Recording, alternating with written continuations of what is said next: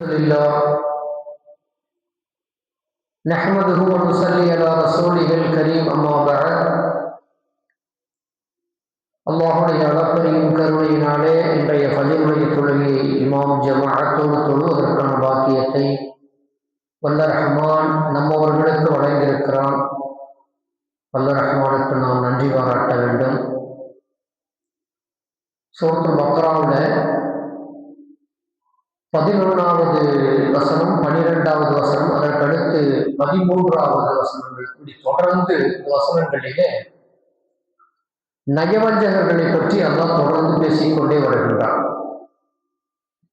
11வது வசனம், 12வது வசனம், வைதா கைல லஹும் லா துஃப்ஸிது ஃபில் அர்ض்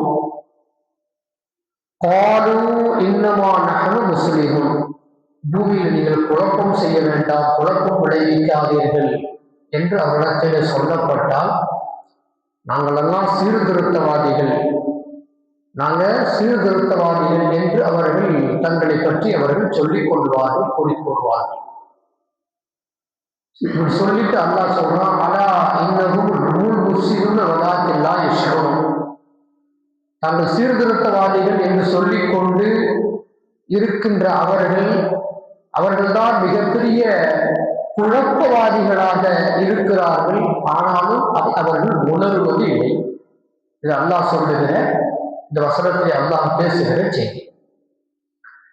இதுக்கு முன்னுண்டான இதுக்கு முந்தைய வசனத்திலே அல்லாஹ் அவங்களை பற்றி அல்லாஹ் என்ன சொன்னான் அப்படின்னு சொன்னா, பொய்யர்கள் அப்படின்னு சொன்னான். அதாவது அவங்களுடைய பழக்க வழக்கத்துல அதிகமா வார்த்தைகள்ல என்ன இருக்கும் அப்படின்னு சொன்னா, பொய் நிறைய அவர்களிடத்தில் இருக்கும். மார்க்க விஷயத்திலும் கூட பொய் சொல்லுவதற்கு துணிந்து இருப்பார்கள். அதனால்தான் அவர்கள் நயவஞ்சகர்கள் என்று அல்லாஹ் அடையாளப்படுத்துகின்றார். இரண்டாவது, அவங்க அந்த பொய் சொல்லுவதற்கும் அதை இப்படி பேசிக்கொண்டிருப்பதற்கும் அவர்களுக்கு அது மாதிரியான செயல்பாடுகளுக்கும் அவர்கள் தங்களுக்கு தாங்களே சொல்லிக் கொள்ளுகிற ஒன்று என்னன்னு சொன்னா, நாங்கள் எல்லாம் சீர்திருத்தவாதிகள், இருக்கிற கலைகளை எல்லாம் களைய வந்திருக்கக்கூடிய நாங்கள் களை எடுக்கக்கூடியவர்கள் சீர்திருத்தவாதிகள் சொல்லிக் கொள்வார்கள் என்பதையும் அல்லாஹ் அவர்களை பற்றி சொல்லி இப்படி வைத்திருந்தார். ஹஸரத் அபூ ஆலியா ரஹ்மஹுல்லாஹ் அவர்கள் தாபிஈன்களிலே உள்ளவர்கள், சஹாபாக்களை நேரடியாக பார்த்த தாபிஈன்களில் உள்ளவங்க. அவங்க இந்த வசனத்திற்கு ஒரு செய்தியை விளக்கமா சொல்றாங்க, தஃசீரா சொல்றாங்க. பூமியில குழப்பம் விளைவிக்காதீர்கள் என்று அவர்களுக்கு ஏன் அல்லாஹ் சொல்றான் அப்படின்னு சொன்னா, காரணம் என்னன்னு சொன்னா, அந்த குழப்பம் விளைவிப்பது என்பது இருக்கிறதே, பாவம் செய்யாதீர்கள் என்று அதற்கு பொருளும் கொள்ளலாம்.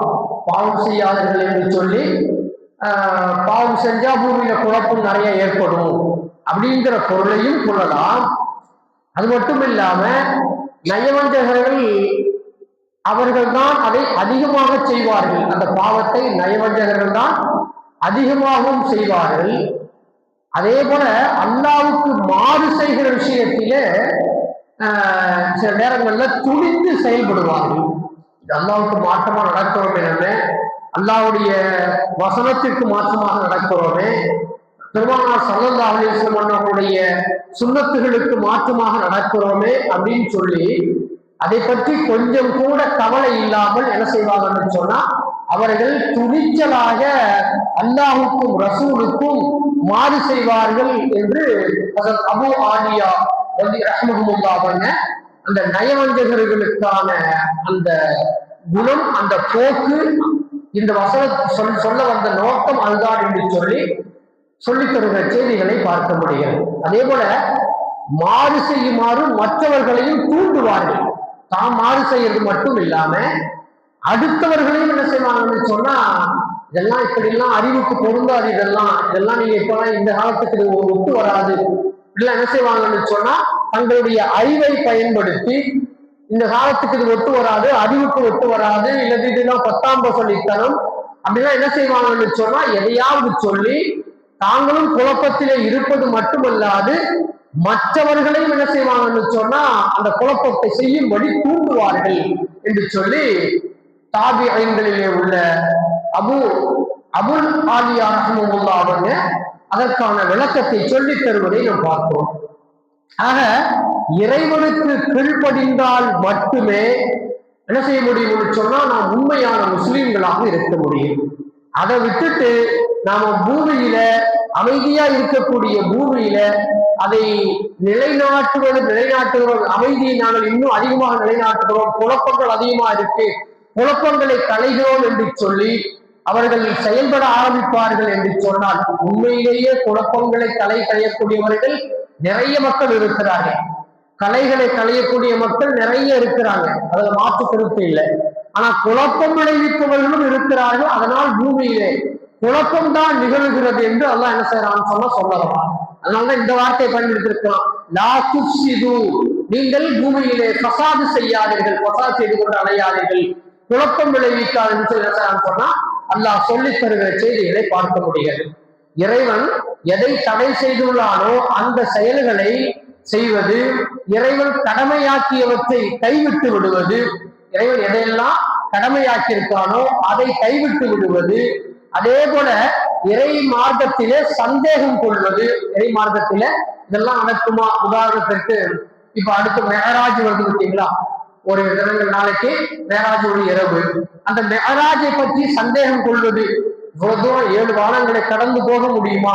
ஒரு 12 மணி நேரத்துக்குள்ள 7 வானங்களை கடந்து போயிட்டு வர முடியுமா? இதெல்லாம் சாத்தியம் இல்லாத விஷயம், இதெல்லாம் கற்பனை கதை அப்படின்னு சந்தேகம் கொள்வது, கொடுக்கப்பட்டிருக்கிற முஅஜிசாக்களில் சந்தேகம் கொள்வது, அல்லாஹ் சொல்லுகிற மற்ற கடமைகள், ஜக்காத்துடைய விஷயத்துல, வட்டியுடைய விஷயத்துல, வட்டியெல்லாம் தவிர்த்து கொள்ள முடியாதுங்க, அதெல்லாம் உலகத்துல எல்லாம் தவிர்த்துட்டு வாழ முடியாது அப்படின்னு என்ன செய்யறது, அது மீது சந்தேகம் கொள்வது, ஜக்காத்தின் சந்தேகம் கொள்வது, இவைகள் எல்லாம் என்னன்னு சொன்னா நயவஞ்சகத்தின் பக்கம் கொண்டு செல்லுகிறது என்று சொல்லி நமக்கு விளக்கம் சொல்லி தரப்படுகிற செய்திகளை பார்ப்போம்.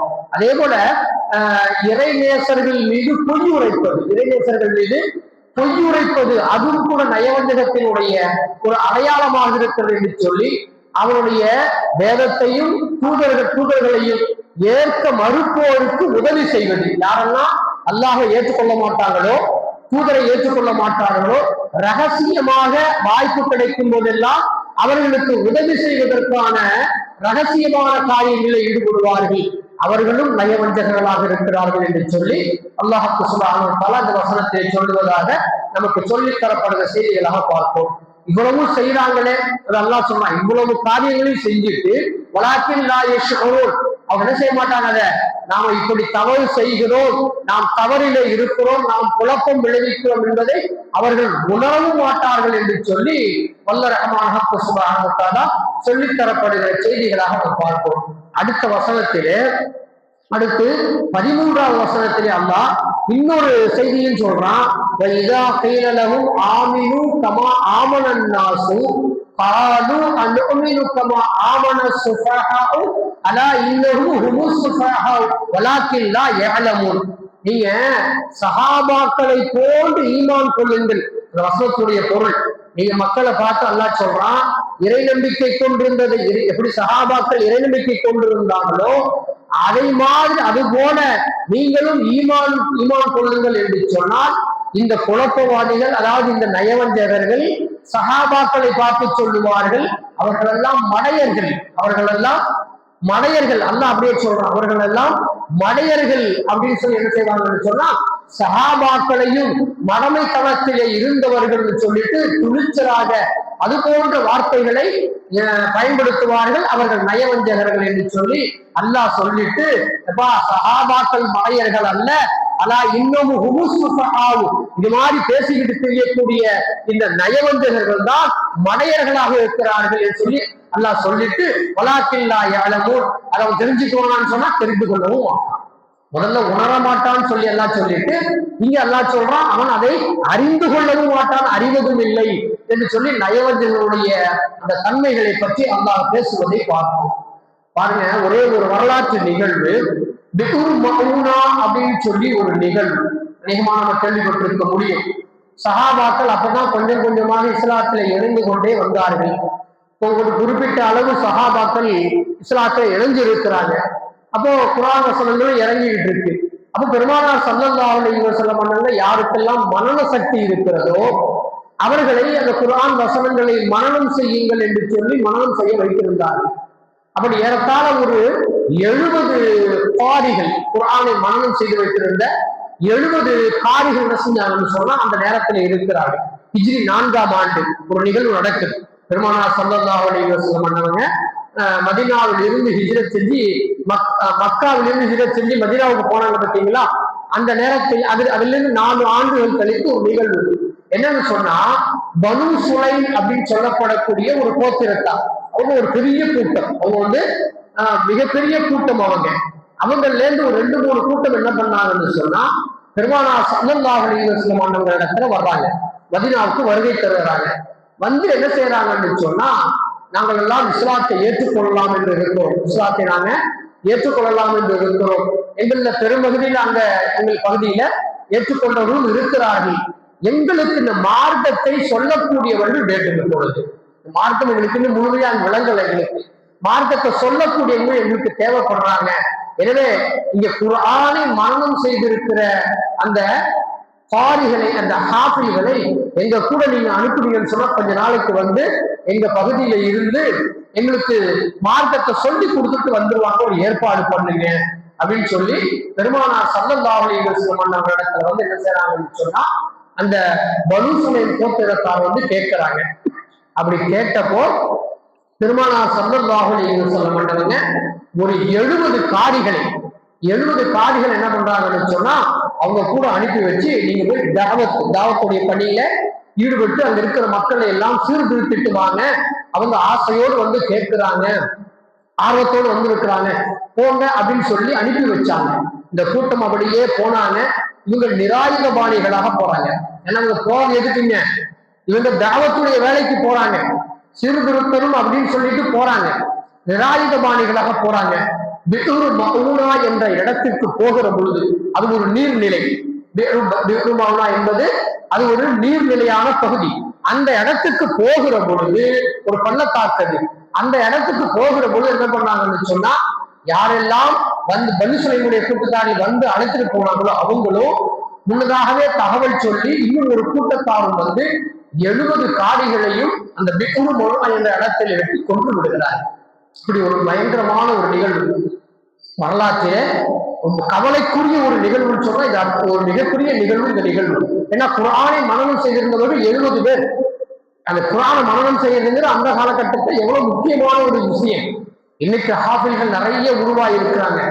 ஆனா அன்னைக்கு மிக குறைவான எண்ணிக்கையை குர்ஆனை மனனம் செய்திருந்தவர்கள் சூழ்ச்சி செய்து அந்த 70 நபர்களையும் அங்கே கொண்டு குவித்தார்கள் அப்படிங்கிறது வரலாற்றில் நாம் பார்க்கிற செய்தி. இவைகளை எல்லாம் கருத்தில் கொண்டுதான் அப்படிப்பட்ட மடையர்கள் இருக்கிறார்கள்.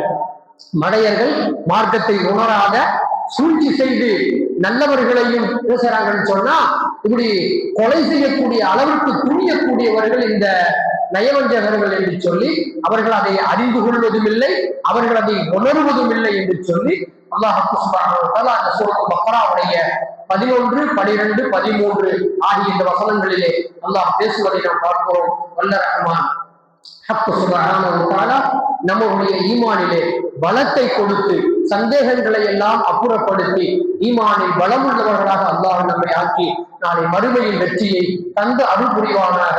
وآخر دعوانا أن الحمد لله رب العالمين. السلام عليكم ورحمة الله وبركاته.